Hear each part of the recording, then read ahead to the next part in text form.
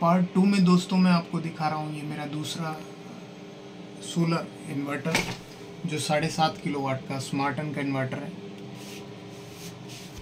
इसके अंदर रखने का जो पर्पज़ है वो पर्पज़ ये है कि ये एक कंप्यूटर की तरह चिपसेट वाली मदरबोर्ड वाली एक मशीन होती है जिसके अंदर एक सोलर प्लेट लगी होती है, एक इन्वर्टर प्लेट लगी होती है, एक ट्रांसफार्मर लगा होता है, जो कि अगर आप उसे एयर कंडीशनड एनवायरनमेंट में अगर रख सकें तो इसकी लाइफ कई गुना हो जाती है।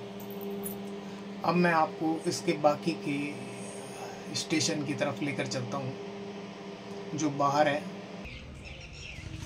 तो ये जो है इस मेरे दूसरे छोटे सोलर प्लांट का बाकी का हिस्सा है, मतलब कि बैटरियाँ।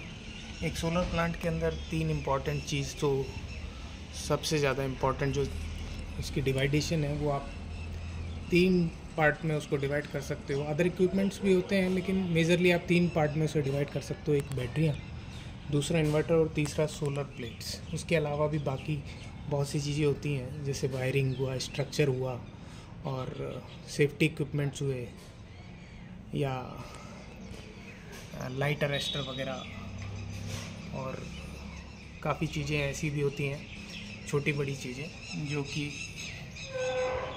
उसका ही पार्ट होती हैं, जिसमें सबसे इम्पॉर्टेंट बात ये जो 3 पार्ट हैं जिसमें हम डिवाइड करते हैं। तो इन्वर्टर मैं आपको पहले दिखा चुका हूँ, स्मार्टन का 7.5 किलोवाट का। ये 8 बैटरी का एमरॉन बैटरीज़ का सिस्टम है जो 150 एच की 5 साल की वारंटी वाली मैंने ये बैटरीज़ लगवाई थी। इसमें आप पीछे देख रहे हैं जो ऑरेंज कलर की बैटरी है वो 5 साल वारंटी लाइफ की है। अभी क्योंकि इस सिस्टम को 4 साल हो गया है और मैंने इसमें से ये ब्लैक वाली जो है 6 बैटरीज जो है मैंने इसमें से चेंज करवा ली हैं एमरॉन से, क्योंकि ये वारंटी में थी। और पहले क्योंकि कंस्ट्रक्शन के दौरान काफ़ी मशीनरी यूज़ होती है तो आप बैटरियों पे बहुत ज़ोर पड़ता है, तो ये मैंने कंस्ट्रक्शन के दौरान ही सिस्टम लगवा लिया था। उस समय काम चल रहा था और पहले ये सिस्टम कहीं और लगा हुआ था। अभी इसको मैंने दोबारा से यहाँ पर माउंट करवा दिया है। इसके पैनल्स को 15 पैनल लगे हुए हैं, आप ऊपर दिख रहे हैं ये 15 पैनल जो मैंने फर्स्ट पार्ट के अंदर आपको ऊपर से दिखाए थे। अभी मैं आपको इनको नीचे की तरफ से दिखा रहा हूँ।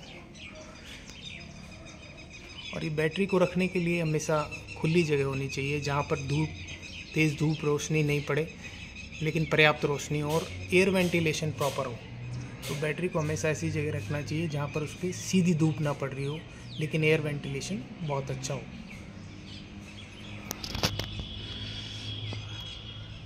अब मैं आपको इसकी एक बहुत ही इम्पॉर्टेंट जानकारी मैं आपको के साथ शेयर करना चाहूँगा इस सिस्टम के बारे में। ये 7.5 किलोवाट का जो सिस्टम है इसके अंदर प्लेट जो होती हैं इन्वर्टर की कैपेसिटी से कम लगाई जाती हैं। अगर वो पूरी कैपेसिटी के आप सोलर प्लेट्स लगा दोगे तो वो इन्वर्टर को ओवर चार्ज करेंगी और ओवर चार्ज करके वो हीट होकर के बंद हो जाएगा या उसका ऑटो कट सिस्टम उसे बंद कर देगा। इसलिए अगर आपने 7.5 किलोवाट का सोलर लगाया हुआ है तो उस पर लगभग 5 से 5.5-6 किलोवाट तक की ही प्लेटें आप लगा सकते हो। जैसा कि इस तकरीबन 6 किलोवाट के सिस्टम के साथ में 7.5 किलोवाट का मैंने इन्वर्टर लगवाया हुआ है और ये मुझे लगभग 25-30 यूनिट का प्रोडक्शन गर्मी में करके देता है। इस सिस्टम को मैंने बहुत रफ़ एंड टफ़ यूज़ किया है और 5 साल की वारंटी में मैंने लिया था। तो कंपनी एमरॉन की तरफ से मेरी लगभग 6 बैटरियां मेरी जब टाइम टू टाइम वीक हुई तो मैंने उन्हें चेंज करवा लिया। अभी लास्ट की जो 2 बैटरी हैं उनमें से एक बैटरी भी वीक है, तो अगर ये सही काम देती है तो ठीक है, नहीं देती है तो लास्ट 5 साल के अंदर अंदर एमरॉन से मैं सभी बैटरियां लगभग चेंज करवा लूँगा। और ये सपोर्ट अच्छी कंपनी के साथ ही आपको मिलता है, इनके साथ ही आपको सेफ्टी मिलती है एमरॉन, और उससे बेस्ट मैं मानता हूँ ल्यूमिनस। इनकी परफॉर्मेंस का मुकाबला नहीं है। अगर आप इंडिया में हैं तो ये सबसे बेस्ट अवेलेबल ऑप्शन है यहाँ पर। तो मैंने आपको अपने दोनों सोलर प्लांट्स की डिटेल्स आपके साथ शेयर करी और इसी तरह की रोचक और फ़ायदेमंद जानकारियाँ पाने के लिए बने रहिए मेरे चैनल के साथ। धन्यवाद।